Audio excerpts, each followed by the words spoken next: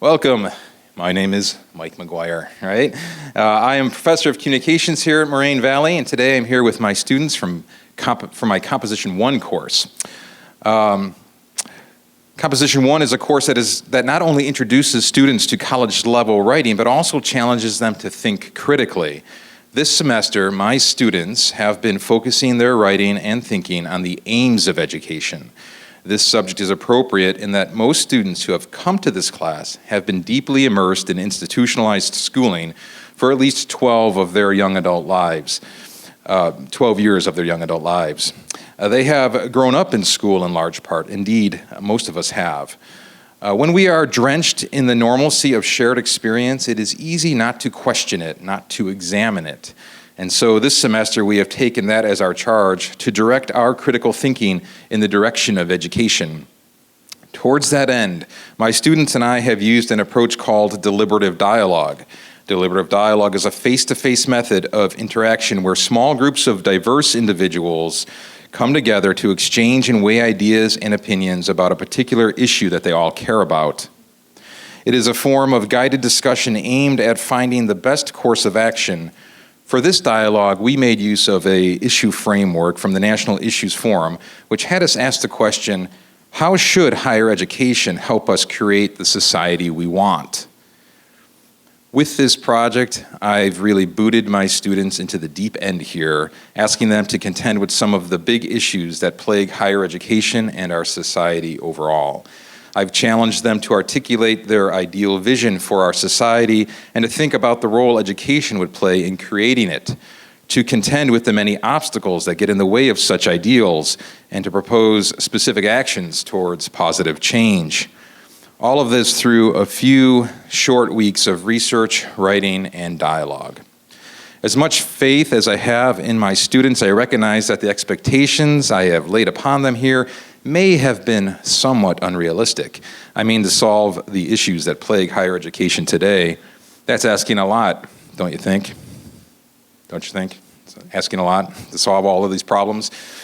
So we're not here today to get absolute answers to our problems. It would be unfair to expect this, but it would also be unfair to expect that these students have little more to share today than the product of a mere classroom exercise. One of the rules of the deliberative dialogue process is to listen for meaning, not flaws. Every person has value in their authentic point of view that he or she brings to the conversation. While you might hear students struggling somewhat today with their understanding of complicated issues and their ideas for action, I challenge you all to listen not for flaws, but for meaning. Listen to these students, listen for what they have to teach and for what they have to learn. After these presentations, I hope that we can all enter in conversation together to continue to learn more from one another. So without further ado then, I would like to invite our first student group to come on up and share with us their thoughts on higher education. That's you guys.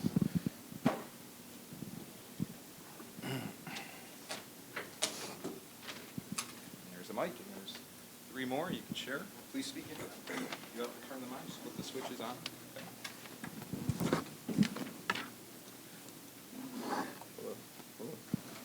These things work. Hello? Oh.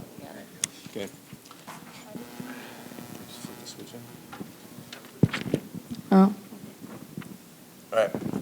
Hello, everybody. My name is Chris Merrick. I'm Kayla Izzo. I'm Maddie Micah. And I'm Brady. Is this thing on? Yes. All right. It can be agreed that it is during this time that obtaining an education has never been more vital to a person's success. It simply determines your standard of living for the future. Many people believe graduating from college is the only way to achieve financial prosperity and in some cases even happiness. Those who do not go to college have a higher chance of living in poverty, and living below the middle class on a day-to-day basis is difficult to live happily. Without an education, getting a decent job is nearly impossible, and it's already a competitive work environment. Employers are seeking college graduates, and few employers will pay a salary that's enough to support a family and have a house without having a degree. Affording college proves to be a constant struggle amongst students today. A study that was conducted by College Board, which is a nonprofit organization, that helps students expand their access to higher education, gathered statistics that conducted that current tuition prices are at the highest level they've ever been in history. The education sector has seen tremendous growths in tuition prices over the years, recently since 2007, making it that much more difficult for students to attend something so crucial to their future. Students must receive more help paying for their way through college, either through more financial aid or a reduction in tuition prices. Everyone deserves an equally fair chance of advancing their education into the collegiate level, because ultimately the actions that we take today will provide more opportunities for the generations to come. So, what's our idea for an ideal society? Well, how about free colleges? Ain't that something? But of course, that's probably not going to happen, because you know how it is.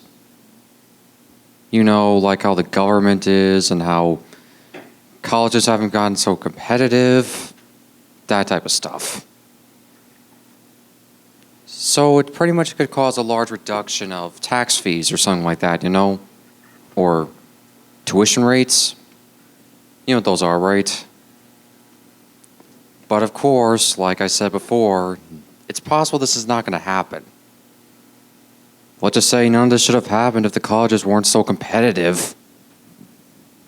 Trust me, that's actually the only reason why they're even in this trouble in the first place.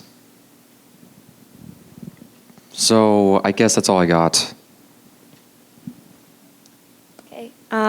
Many people don't go to college because they think they can't afford it, but community colleges such as Moraine have a low cost, and it makes it easier for anyone to be able to seize the opportunity to receive a higher education. Another perk of attending a community school like Moraine is that it has smaller classrooms, and this allows the teachers to get a more personable experience with the students, and students learn more because they have one-on-one time with teachers, and they're usually asked to participate, which doesn't normally go on in big lectures at universities. At most universities, professors never take attendance, and this is better at a community school because most have attendance policies, which motivates students to go to class because a portion of their grade will be for attending and participating. And since students are motivated to attend class, they will in turn learn more. The most important step to making changes in our college and society is the actions that we take to achieve our goals. As students in a community college, we are aware that university tuition cost is a lot higher and unreasonable to most Americans. Taking classes at a community college costs money, and that we could be spending in our future at a university. We feel that community colleges should be free. Making community college free is something that is a big discussion in today's society. President Obama has recently addressed trying to make community college free so that everyone has a chance to get a higher education. Many people throughout America don't have a college degree in anything. This affects the society by people not being able to have jobs enough to pay enough to support themselves and their family. By making the community colleges free, this will lead to an educated society. Making community colleges free would affect our college by more students enrolling. This helps our college because it would be able to make a good name for itself and help people in our community. We can make this happen by starting a petition. As a community, we could do fundraisers and get everyone on board with the idea to have community college free. Once this is done, we can go to the Board of Education and the lawmakers to make it official. Once everyone has a chance to get a college degree in our society, we'll no longer have to support people that cannot afford to live on their own with a family.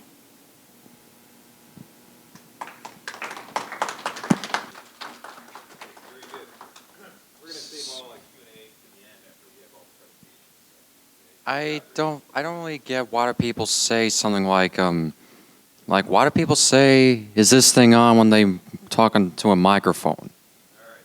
Sometimes I don't get that. All right, our next group. Where are you at? Where's that? Come on up.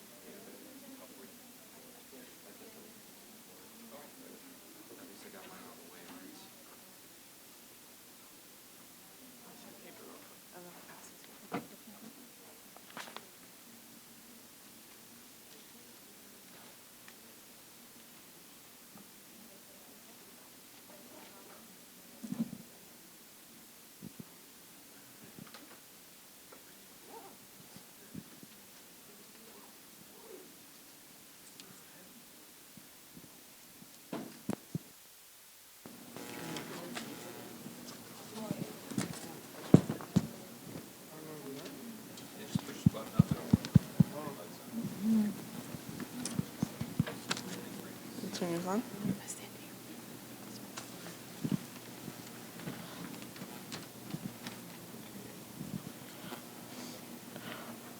I'm Selena. I'm Ellen. I'm Aya. My name's Raimundo. And we're going to talk about higher education and whether it's worth it or not to pay as much as we are these days. As a student at Moraine Valley Community College, our challenges toward paying for college has opened our eyes to talk about this topic today. And Aya's going to go ahead and talk a little bit about why we focused on this topic and why it's so important to us and why it should be important to you as students at Moraine Valley. Higher education at the end is a little bit complicated. It starts from what classes to take and wasting time to very high tuition costs. These are reasons why many students end up dropping out of school. During our higher education, students don't think about how taking out so many loans is going to affect their whole future. Students are taking classes that are unnecessary or repeating them, wasting time and money. Schools are using tuition money to rebuild and renovate, causing tuition to continue increasing throughout the years. We can do so much to change this. Have meetings with our school boards and sign petitions. We can't let these issues continue to stop students from getting an education.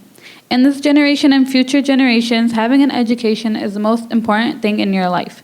Many people would not have jobs today without the education they have. Another thing that causes students not to have an education are the placement tests required to take before entering any college or university. Many students who are not quote-unquote smart enough do not pass the placement test or get placed in lower classes than their peers, depending on their placement test score. This causes students to want to quit or change their mind about getting an education because of the fact that it's going to cause them to stay in school for longer in order to complete all their required classes. This also helps the schools get more money out of students by requiring them to take more classes to graduate.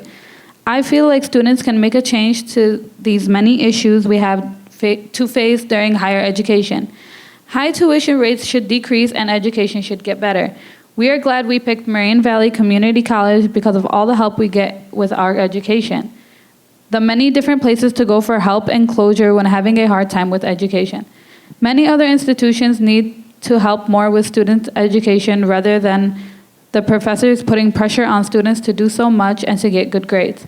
Helping students gives them hope that they can get through their education and make it easier for them.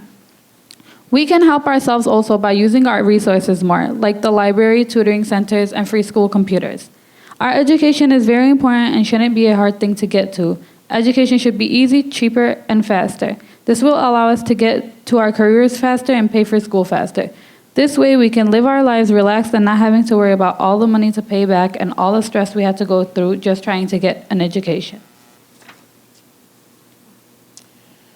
When you think of school, the first thing that comes to mind is your tuition, your loans, and all the money you're going to have to pay afterwards. But a lot of people don't always take into account the money they'd have to spend outside of school when you get hungry or the munchies right before class, getting to and from school. That transportation costs money, whether you drive or you ride the bus. You also have to take into account the long rides you take on the bus. For me, it's 2 hours in the morning to get to school, 2 hours after to get home.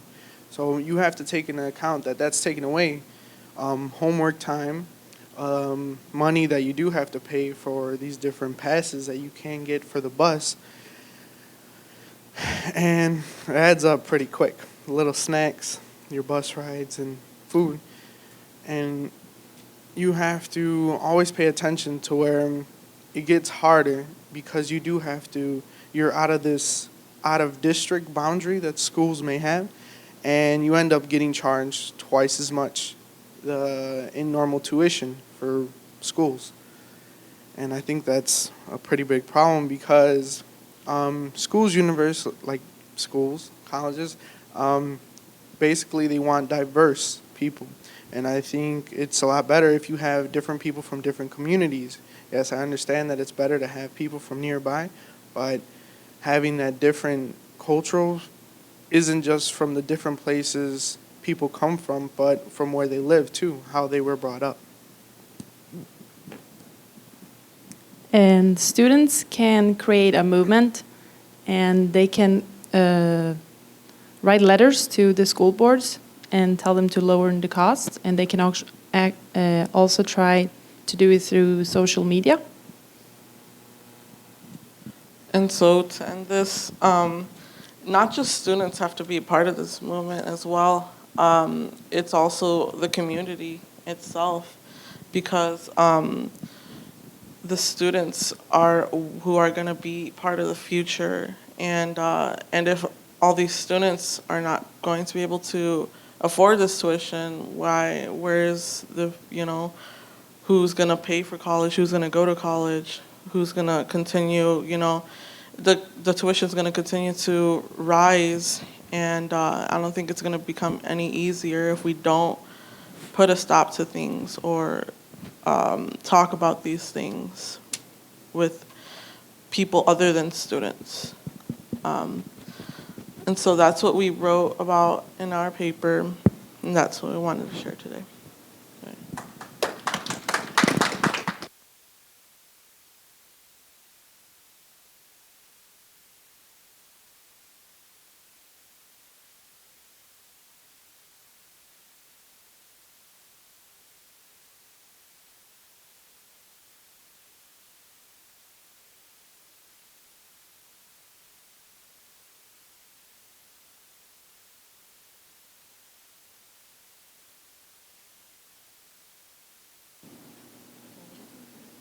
Take it. We have to say our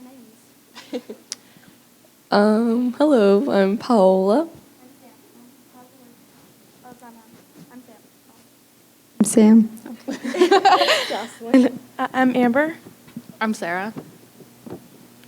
All right, and we are talking about growing up and for college education. Our first thing we would like to talk about is how students always are aware of going to college right after high school. It's something that's always talked about in the average household. For example, Jocelyn had an older sister that was going to college like 2 years before she would. And they would always talk about it in their house until her sister had passed away, so it wasn't really talked about, so she didn't really have somebody to talk to her about what education she would go to after that. Her teachers would talk about college, but not her parents as much.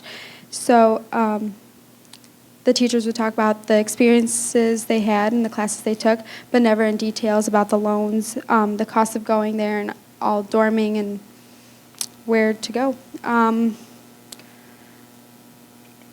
They used to always say they had to go to college and that it was the right thing to do, but they never talked about the financial plan, as in how they would pay for school, where they would get the loans from, and how they would get the loans, and for applying for scholarships. Her freshman year, the teachers talked about how these 4 years would go by so fast, and how they should enjoy them and think about their future afterwards. Sophomore year is just like freshman year, except that starting to get a little more serious. The junior year comes along and it's about the ACT and the SATs, and there's so much work going on, studying and stuff like that, and it's also the year you start applying for colleges, so it's a lot time consuming.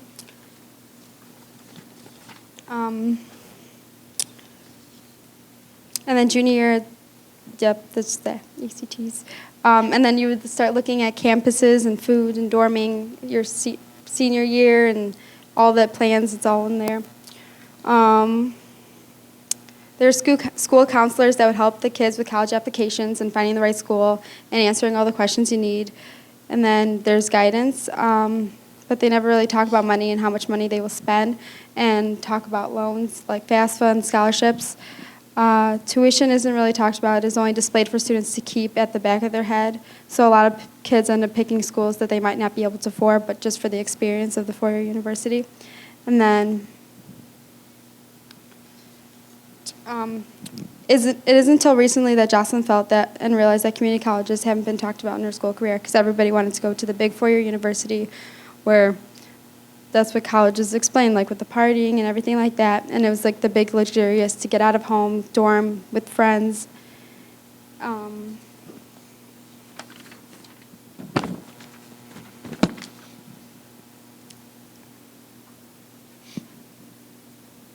then schools being in high school and stuff like that, everybody's just like your major and everything like that, so you're not able to figure out the tuition, which is the main problem. And the key issues would be being correctly informed is everything in order to be successful in picking the perfect schooling for your future education. The underlying problems that are present in most students who are in debt begin with not being aware of with tuition. So according to College Board, the average cost of tuition and fees for 2015 to 2016 school year was $32,405 at private colleges and $9,410 for state resident at public colleges and $23,893 for out-of-state residents attending public universities. When students visit universities, they're shown around campus, classrooms, and they get to interact with students and more, but they don't talk about the actual costs. Universities should have a speaker attend high schools to talk about the costs of the school and what type of scholarships and offers they own. And that's why community college would just be a better option when it comes to costs. Okay, so by starting off at a community college right away, you would be saving so much money. It is much easier an important part of this is that it's much easier for students to get a part-time job or an internship in order to gain some experience for their future applications. At Moraine Valley, there's an exceptional number of programs that are offered to students that want to start working towards their path of their career, which is highly important because when you do apply for a job, they do kind of ask for some prior experience before hiring you, and many students that tend to go to a four-year university tend to get caught up in the schooling and never really get any experience. So it's nice that Moraine Valley offers like certificates or an associate's so you can get your feet wet in the career path that you want to go in, so that way you make sure you know what you want. Getting an education can be very expensive, but at the same time, it's essential to keep increasing your education and to make it better salary and to get a better job than just settling. Education is a necessity in order to go on and find a rewarding job. Rewarding as in like, it's not always about the money, it's also about like, it makes you feel good, because a lot of people do go into schools that are expensive, spend their money, decide that they want to change their major, and then just flip-flop back and forth, and they don't really get to where they really want to be because they never again had the prior experience that a lot of community colleges can offer. So yeah, and then for example, Sam wants to become a nurse, so because she wants to help a lot of people feel better, and and obviously she's going to have to gain that through a greater education past Moraine. So she's also that's why she picked Moraine, so she can start off at a community college where it's smaller, where she can get an experience, an idea of what classes are like, for example, like bio, anatomy, and then her goal is to transfer into Mizzou, knowing what she's doing, how classes run, and how to money situation would go. There are many reasons why community college is the best option rather than attending a four-year university. You save a lot of money, and most four-year universities are triple the cost of community colleges. And if you went to a four-year university and decided to switch your major, you would be paying for an extra semester of schooling, which can lead to a lot more loan. And if you went to a community college and switched your major, you would save so much money. The general education classes are cheaper here at Moraine, and you can get the same education here as you would at a four-year university, but in a smaller classroom, which provides a lot of personalized time with your teacher, and more office hours and more time to ask questions instead of like a four-year university. The rooms are with hundreds of people. The average class size of a four-year university is 300 people. The average class size of a community college is 30 to 40 people. According to finaid.org. And then the average debt that students graduate with is around $22,000. The average for public universities is about $19,000, and the average for private schools is over $33,000. Being at a four-year school in a bigger classroom makes the lectures in the class much less personalized. You never get a chance to talk to the professors, and the teachers just usually ends up teaching the class for the most part. And then if you don't understand something, it's easier to get help at a community college than it would be at a four-year university. And then a smaller class size provides the type of learning environment that students are used to and also respond to, because it's just like their high school. And then the price of dorming is high, and you don't have to dorm when you're at community college. You can get an apartment with friends, but overall it'd be more cheaper.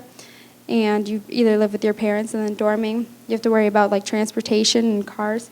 I looked at the tuition and the room and board from Mizzou. Like the tuition for in-state is $10,586, and then the out-of-state is $25,198, and then an additional $10,062 just for dorming. So dorming can be very pricey. And then For Moraine Valley Community College, as a resident, it's 116 per credit hour, and for non-resident, it's 280. For the University of Chicago, per credit hour is $13,762, and non-resident is $26,618. For the University of Arkansas, it's $6,354 per year, and then non-resident, it's $17,610 a year. so just looking at this, it obviously shows you how much different. It's 116 per credit hour and a whole lot more per year at a four-year university. And for meal plans, too, it's another thing that plays a role in this, is your parents would usually have food in the house, hopefully, and you'll save a lot of money on that. And then community colleges do not make you pay for your parking space, as like at Mizzou, they would make you pay $50 per semester to keep your car there. You just have to deal with living with your family, even if it can be complicated at times. But even if you decide to move out, you can rent an apartment with your friends and still save money. And then the obvious reason to go to community college is you can get your general education classes. And the classes and credits will transfer with you to schools you want to go to, as long as you check for those. And then those are the 5 reasons why community college at first for the first 2 years before transferring to a four-year university. Okay, so our closing comments are, as our society continues to feed young Americans about the importance of an essential four-year degree, many begin to lose focus on the real importance of an education and its values. Students are blindly creating a path to a degree where they believe it will lead them to a title that will thus give them a job that will be able to earn them the American dream that many other students long for. However, these students begin the path with a high-costing education that most students are ill prepared for. Attending a public or private institution for a four-year degree is an immense commitment that many students are not correctly informed about.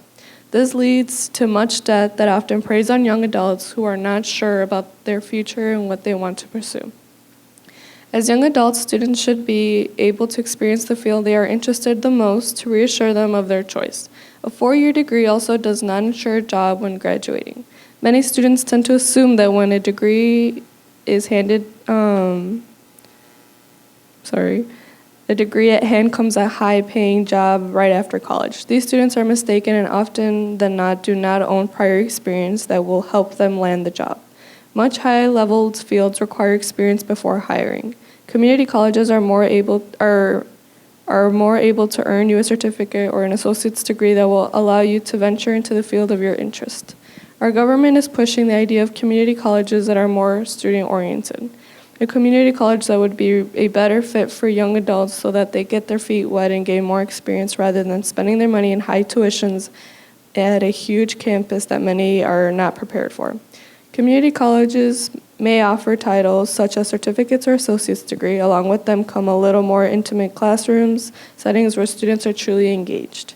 Because community colleges are typically smaller than a university, students are able to truly learn the skills that they need to pursue their careers to be successful. Education is very important, but the four-year universities are just businesses, and we college students are the clients they need to keep them up and running. So basically, we just want the idea of community colleges being a good thing pushed out more right after high school, because many are just caught up in the idea of leaving home and going to a big school, and the idea of a community college tends to escape many students' mind, and in our minds, we all agree that it would be the smarter choice for you to attend a community college in order to gain experience, learn more about your actual career path and not just blindly follow what you think you want to do. So save money, go to community college first, and then figure your stuff out.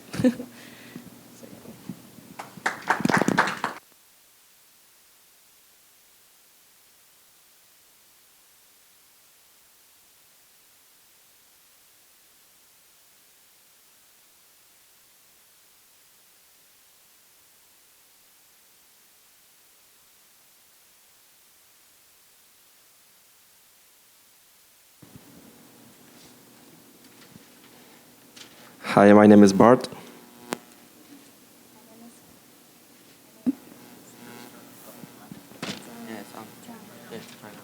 My name is Prapti. My name is Joanna. My name is Namrata. Our topic was international students. So, can you imagine when you are moving to a different country with different language and culture? Yeah, it's hard to think about it. I came to United States 3 years ago from Poland. I was 7 years old. When I moved here, I didn't know English well, so now it's better because in high school they put me ESL classes, ESL program. ESL program is the best thing for international students. If you don't know English, you don't have to be afraid. ESL English class gonna help you from the beginning. I finished ESL program and I started in high school and I finished in Moraine because in Moraine we have ESL classes too. Only problem with ESL classes is we have only English ESL classes. I wish there are more options open for me and students. So yeah. Every college should help ESL students with more than just reading and writing and speaking. It can help the ESL students prepare for more classes in their college life. They need help with this problem because they cannot talk something out in English sometimes. It would be good if they could have some they can talk to and get help with. Another problem is that these international students do not get financial aid. In addition to that, they are only allowed to work a minimum of 20 hours a week. That leaves them with almost no money for themselves. They have a right to have help paying for college if they cannot afford it. People should care about this because there are so many students are struggling with many of the classes that what is going on in the class. If they don't understand anything, how they're going to be able to achieve the success. And there are also many students who are also struggling with the financial problems, so college should provide more financial aid. So what you can do about it is we call to broaden the program, which currently only helps develop writing, reading, and speaking skills. It would benefit students to have specialized tutors to help with certain subjects that they can't talk to their teacher with otherwise. Another idea is to have those on-call translators to help them at the tutoring center, or have certain days where they can reach out to someone that can help them if they were not to understand something. And they have their own teachers to ask for help, but there are times where they cannot explain themselves in English because they just came. And last but not least, the right to financial aid should be given to all students, even international students. It is too difficult for them to pay for everything when they are limited to working no more than the 20 hours a week. We hope you take our ideas into consideration. Thank you.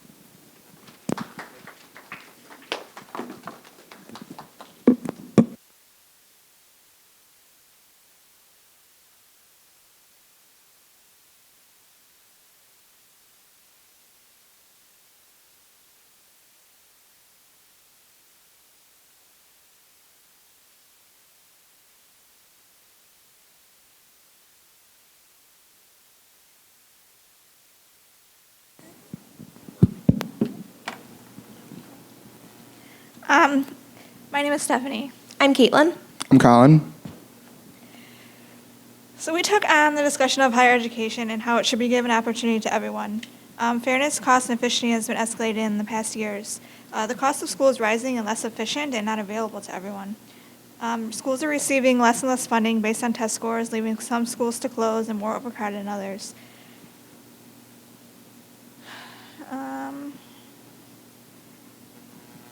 Some students are taking classes that they should have learned in like high school. Instead, they're taking classes in college that are not college credit, which is a cost to like you yourself, to where like you should have already learned that information being in high school. And since you didn't get that information in being in high school, now you're having to pay for it like out of your own pocket, just to be able to go on to take a college course.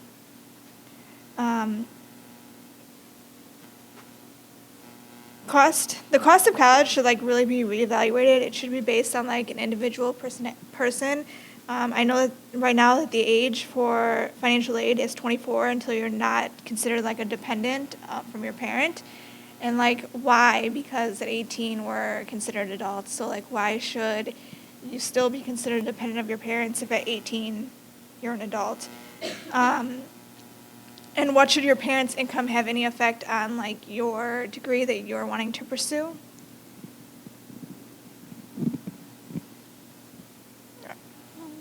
Pretty soon going to college is going to be something that everyone is going to have to do. It's going to be like a requirement for like anyone that's looking to hire you. So like here at Moraine Valley, they offer a lot of programs to help students who don't get those courses through high school or don't pass the Compass test to take an actual college credit course. You can take, for instance, like myself, I took a math course online, and I was given the opportunity to do 2 math courses in one. However, when you take the 2 math courses in one, you're only getting credit for 1 math course. Even though you pass the second math course, you're just getting a waiver from having to take it and having to pay for it. So you're actually not getting credit or not earning credit for that course.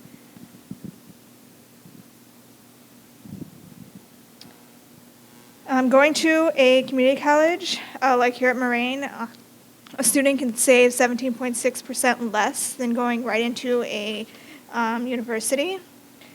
We should push more for the basics in each. We should push not only for the basics in each student, but we should push them to go on to learn more, to not just stop with their education, to keep going to learn. Learning is an everyday process. It's not something that just happens and then it's over with.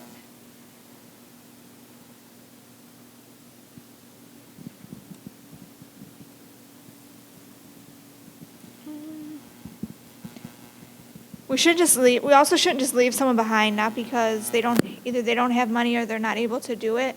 Everyone should apply for the financial aid, even if they are still under their parents as a dependent, because some students who don't apply for it don't even know that they were actually eligible to receive financial aid, and then they are just costing themselves more debt at the end. And I think that we should have to lower the standards of like cost and raise the standard of learning. It shows that, according to like the Bob Weiss and the CQ researcher, two-thirds of students dropping out of high school being left unprepared for college, offering them more support to the younger crowd to going to college to help their future be successful, focusing on what we can be learned and what an individual test may portray. All right. Then the next part that we would like to talk about is why would you care about this issue? According to a report from the Institute for College Access and Success, the average amount of student loan debt is approaching $30,000. To me, this number seems a little bit low for like the U.S. average. There's hundreds or thousands of students paying more than that amount. If you're looking for a decent college, not even like Ivy League, but like a state school, or if you're looking for like going on out of state, you're easily looking at $30,000 for just your tuition.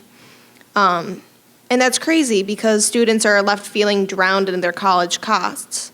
And then there's people who don't even go on to a higher education after high school. Many people just go straight into the workforce. But even then, there's college graduates who are struggling to make a living. In most cases, in order to have a secure job and a well-paying salary, you need a college degree. You need that title, but once you've graduated and you have that job, you're still struggling because now you have to pay off all of the college education debt.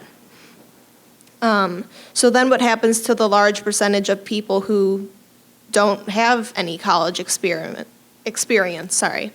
Those people are more likely to live in the lower class, and this can be a huge issue for the U.S. because people not only aren't getting their higher education to further their specified or general knowledge, but economically it's harder for them because without that degree, there's only so many things people with no higher education can do, thus making it harder to find a higher paying job. Now, what people can do about this is students can apply for scholarships, and there's tons of scholarships out there. There's a scholarship for just being redheaded, and a lot of people don't know that there's scholarships. They just think, oh, I have to get a scholarship from the school or FAFSA, but you can get a scholarship from almost any company out there. You can just go online. There are several websites that you can just look up scholarships, and there's certain brackets like what county you live in, if you have a disability, are you a family of a veteran, or just plainly like your social class. And most, if not all, scholarships have an essay due. And would you rather spend an hour writing an essay and get $500 for it, or just go into college drowning in tuition debt? And there's also scholarships where they're weekly or even monthly, and it's like $1,000 weekly, $2,000 monthly, and there are reports of students winning more than once. So it's easy to get money. It's just you have to do some work for it. Right, and so many scholarships go just not being given to anyone. There are some that are looked at as hard, or you need to do some community service, and people just don't want to do it. And those are some of the biggest ones, like $5,000 for outstanding community service. And some people just don't get it because they don't even put the effort in. All right, so just a final thing is that we hope you take these ideas into, consideration. There we go. Thank you.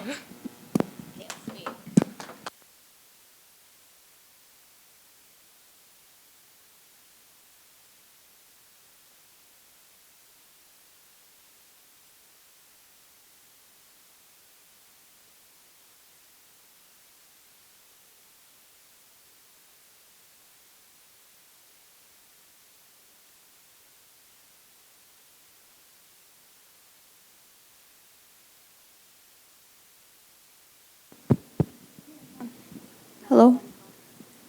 Yeah. My name is Hiba. My name is Angelica. My name is Joe. Higher education shouldn't be an impossible idea for families of our society to want to have. It should be a great experience of our lives. We spend much of our times in school learning from one another, especially from teachers and peers. Having that in mind, pretty much nowadays, you need to have a higher school diploma, graduate college in at least a bachelor, master, or in some cases, even a HPD, to make it in this world, especially in high demand fields such as math and science. Nearly 1.7 million high school graduates took the ACT college entrance exam in 2012, testing their knowledge for 4 core subjects: English, math, science, and reading. But most of those students are not prepared for success in college or the workforce, according to a report released today by ACT. Some of the current assets that Marine Valley has, that there's no dorms needed. Most of the students that come to school, they're like near here, or they don't need like much transportations. The parkings are free. You don't need to pay for parkings. The classes are very small compared to universities. Office hours for teachers that you could get in touch with the teacher after classes, and then tutoring centers for reading, and writing, and math. They're always available for you. And then the libraries don't close until like 8 o'clock most of the time.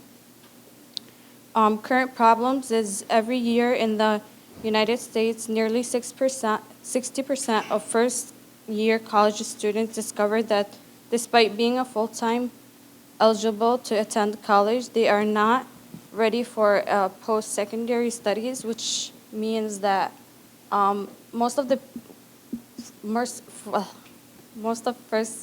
first-time student come to community college, they talk to an advisor and then they recommend classes for them, but that doesn't mean that you have to register for them. And then students just register for so many classes, and then near half of the semester, they find out that they didn't need this kind of class.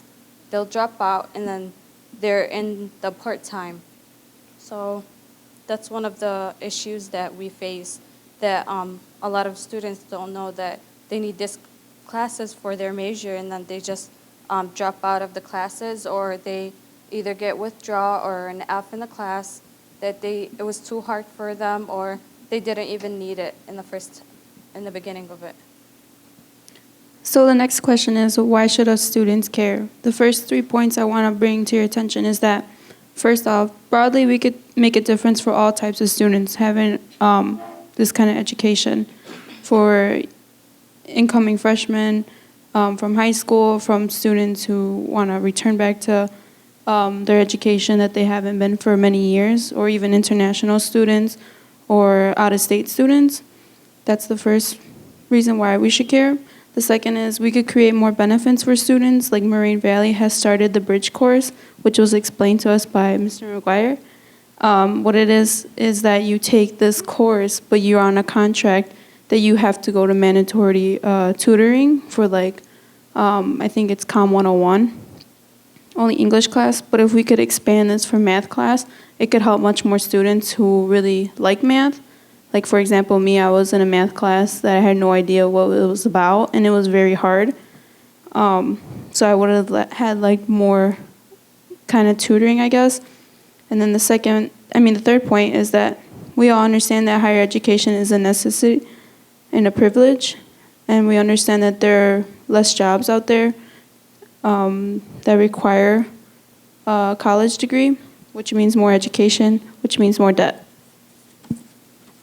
The article Benefits of Earning a College Degree says that college graduates with a bachelor's roughly make twice as much as someone who didn't attend college, but the other side to that is that that student has much more debt than the other one who didn't go to college.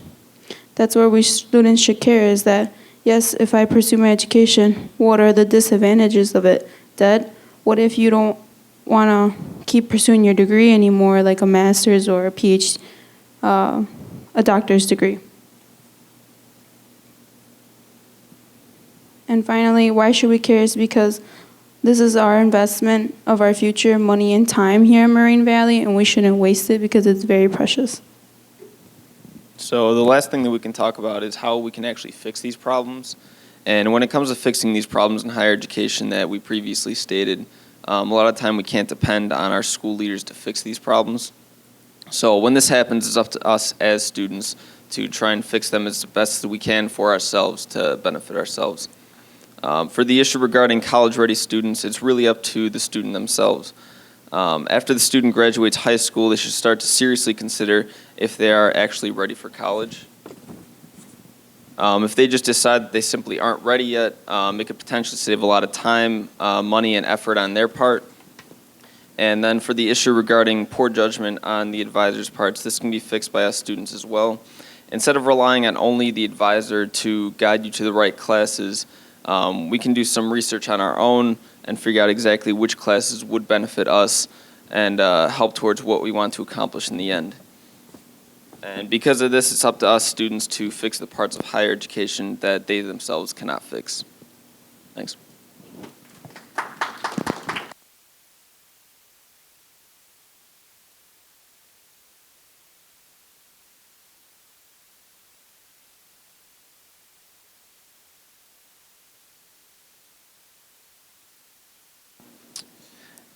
Excellent work, everybody. I was impressed. We heard some great ideas today, but we're not done. The hope here is that we could have a little bit of conversation about some of the things that you all talked about. Ask some questions, engage in some exchange, while this audience, of course, as we mentioned before, is obviously quite familiar to all of us, right?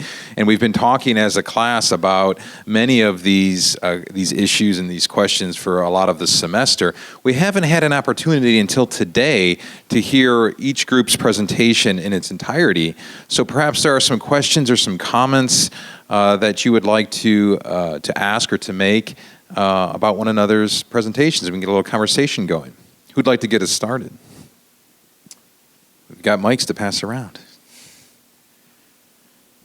I can ask you hard questions and ask you to answer them as an alternative, but does anybody want to comment on anything they've heard today? Oh, excellent. A couple of people. Thank you.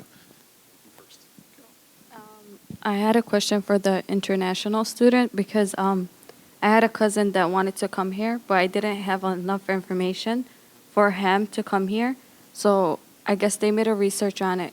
If I know, they have to pay everything out of pocket, or do they have like a little bit of at least financial aid or transportation or anything like that?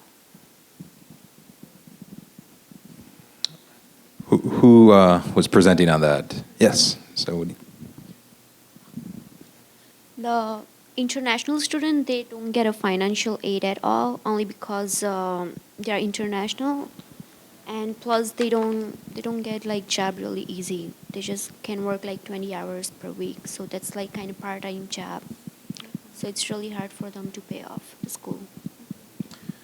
In your experience, do you find that many international students, after earning their college degree in the United States, return to their home country, or do they tend to stay in the United States? Well, if they get the good job, they stay here, and if they don't get a good job, they will move to their country and find a good job there. What do you guys think about the idea of providing, the whole group here, providing greater federal financial support to international students to attend college or university in the United States?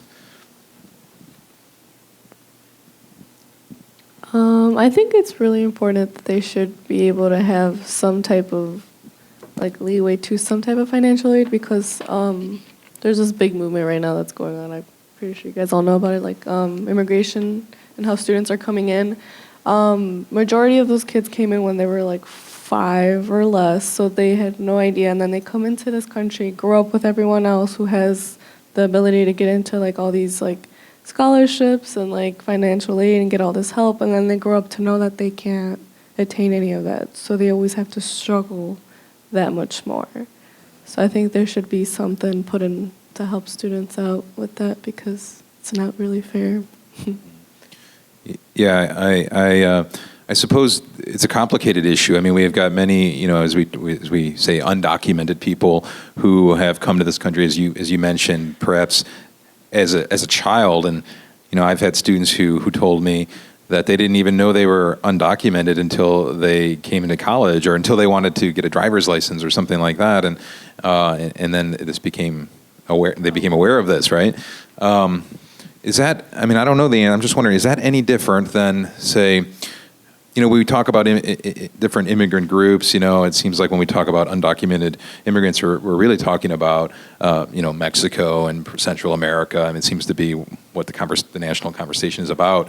But is it any different for European immigrants or people from Asia or the Far East, international students, I should say, who come?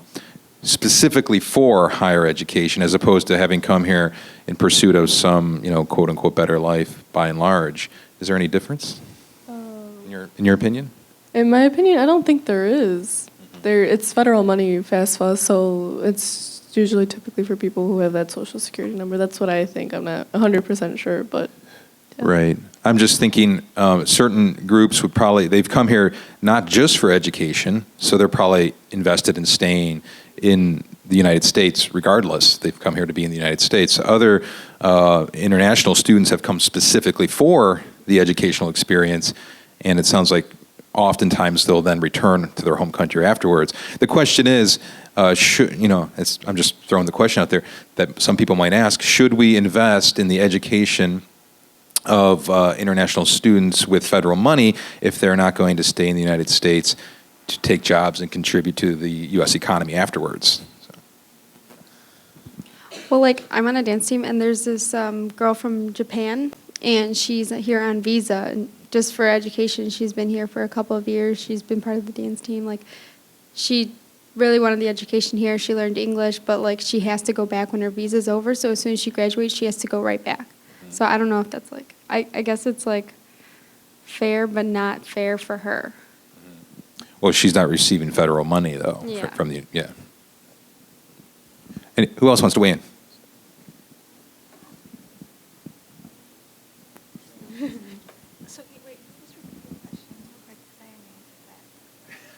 I think we were, repeat my question. It was such a complicated thing. Let's see. I was saying, is it any different? We talk about, the issue that we're talking about is should there be federal money available for international students who may or may not stay in the country after they earn their education? So I think that we should give it to like international students because we're wanting to make education throughout the whole society. So if we just educate some and we don't educate others, then we're leaving people behind and we're leaving them out of education in general. Mm-hmm. Okay. Does your answer, I'm just curious, does your answer assume that the people, the international folks that might be gaining the U.S. education would stay in the country, or does it not matter because we're talking about a global responsibility? I think we're talking about it like globally, and I wouldn't, like, if someone's coming here internationally and they learn here and they go back to their country and they're taking the knowledge that they learned from our country back over there, so actually they're giving to their country the knowledge that we've given to them from here. Mm-hmm. So they're only broadening their society as we're broadening our society with having them here as well. Okay, thank you. Yeah. Oh, there's others. Excellent.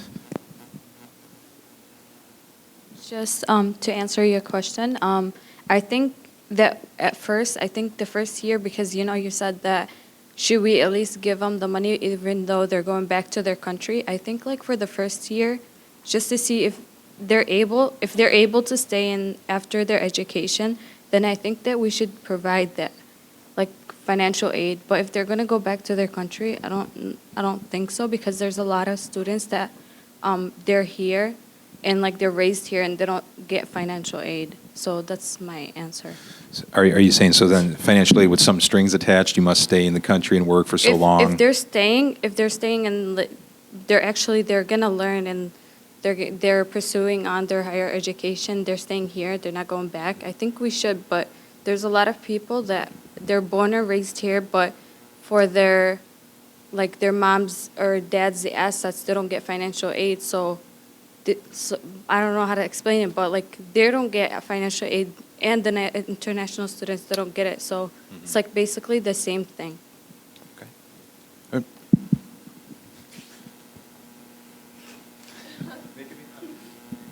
Okay, like I have a response to that. Like giving someone financial aid, I think everyone should be given the opportunity to apply for financial aid, even just applying. Like I had said, the age difference, we shouldn't wait till we're 24 because we're all considered adults at 18. So everyone should be given financial aid based on what they're bringing into it. I just don't think that we should categorize somebody just because of like where they come from, their ethnicity, or who they are, or if their parents have money or if they don't have money, because if we're just giving to the people who have money, then what about the people that don't have money? They're never going to be able to rise themselves up to be at any middle But I'm not saying level. that. I'm just saying I'm not categorizing anybody. But I'm just saying that if people that live here, they're not getting financial aid, why should the internet? I was an international student, but I didn't get money at the first, and I'm still paying out of pocket. But you're saying that international students should get money, but people are already here, which is I'm here, I'm paying out of pocket. So if everybody gets money, then I'm okay with that. But not just people getting money and I'm not getting money. It's like it's either fair for everybody or not just like, just a group of people. That's what I'm coming from, where I'm saying. That's where like we lack like the fairness and like the opportunity to everyone.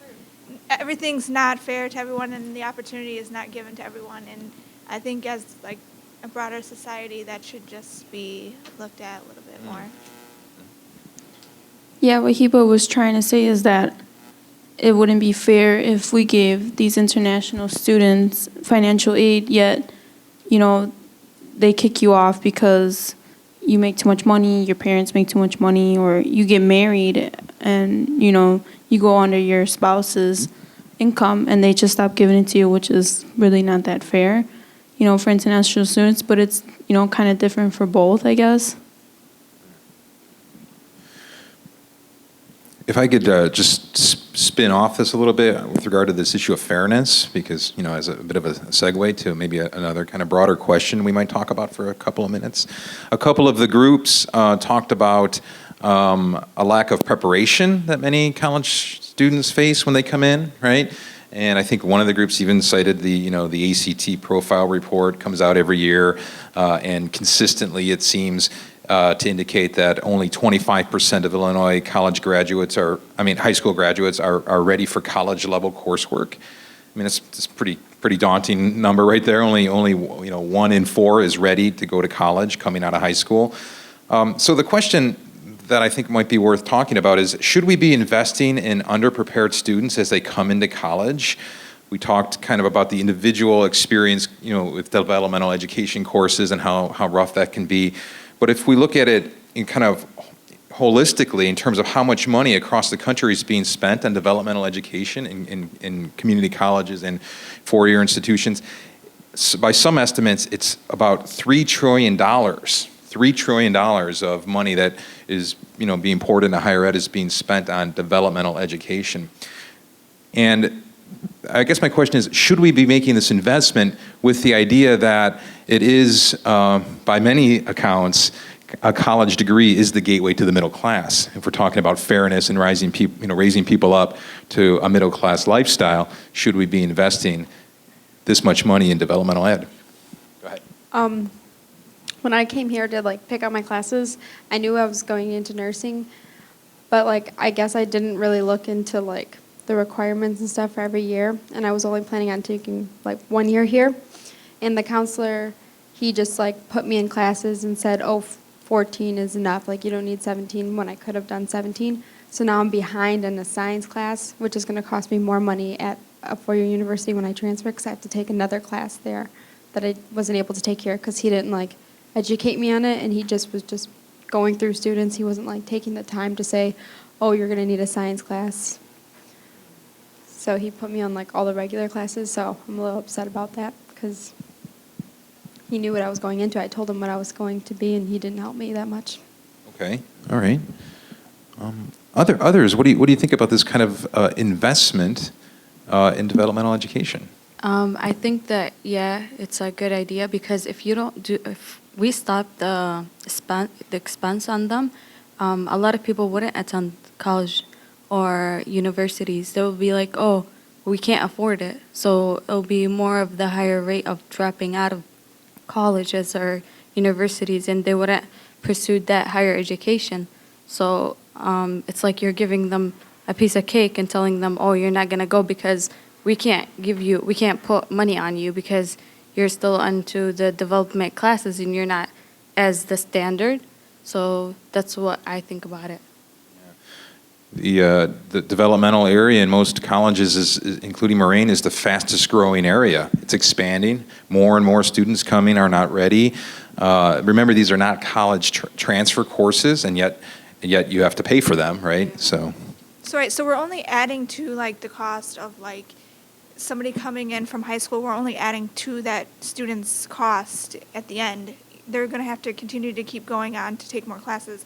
So why are we not like in the high schools preparing our students for college courses? A lot of them are not prepared. For instance, myself, I am in a math class. When I was in high school, I had no math. Well, my math teacher was like, "How did you come to college with having how did you graduate with no math?" And I did. I graduated with no math, and now I'm having to take the beginning classes here at Moraine, but that's costing me money. Almost as like I wasted high school and not gaining that knowledge in high school. So if we can, the high schools build up a little bit more of a standard level to get them ready for college, I think that's where we need to begin to push our students to go further once they get to college.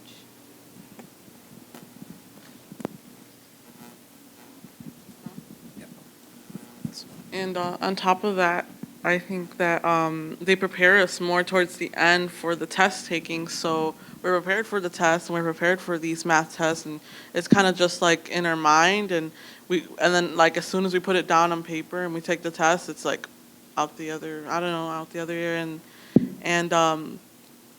we don't think, oh, we're not gonna need that in college, and then when we go ahead and take a requirement to see what our requirements are, and then we end up in a lower class, and then we end up paying a lot more as well, and that's because we're not prepared from high school, and it's a little too late for us now because we're already in college. I mean, what can we do about it? But I think we should let I think we talked about it in my high school as well. We're like, why are we taking these tests? Why are you guys not looking into the actual book? They were just like we'd spend all this money for books and stuff in our school and not even use I don't remember touching my book at all. I remember just getting like printed sheets of paper, just like oh, work, like and like, this is not even from our book, like where is this coming from? And it's like, oh, well, it's gonna be on the test, like are we gonna learn this in college? Are we, and I think that's a big problem too. And I think that's why we spend a lot of money. Like we're not accredited till we are in 101 classes or 100 and past that. And right now I'm spending a lot more money as well. And some people are good at taking tests, and then they end up in a class that they fail, like a higher math class, and they end up failing it. Spend more money there. They have to, keep taking that class over. So I think it's a big problem. So, like, for instance, what she's saying, I looked into the thing, and, like, our high school is not based on teaching a student. It's based on how much funding are they going to receive for that fiscal year, which is based off of, let's just get the student ready for the test, like you said. So if we put more effort and more funding into actually teaching our youth, our young, we can get away from, okay, just know what's going to be on this test. Because you may know what's on this test, but do you actually know the information? Mm-hmm. There's a difference. Very interesting. We're just about out of time, but I'm just curious, just by a quick show of hands, now that you guys are many of you, I know people are in different schedules with their college experience, but many of you, I think this is your first semester, I'm assuming because this is Com 101. How many of you now, having a little bit of college under your belt, reflecting back, how many of you feel that you were well prepared for college? Just raise your hand if you feel you were well prepared for college. Just a few hands. Just for the sake of seeing it, who felt not well prepared? Let's see the inverse. Wow, interesting. Okay. So the fundamental question here, which I guess we can kind of just leave with the group as we could ponder, who's responsible for this readiness gap? Of course, individually, you need to think about who's responsible for your own gap and how you're going to manage it if you have one, but also bigger picture. All right, we're out of time, and I know I'm standing between you and your long Thanksgiving weekend, so I wanted to say thank you very much for participating, congratulate you on having the courage to come up and talk today.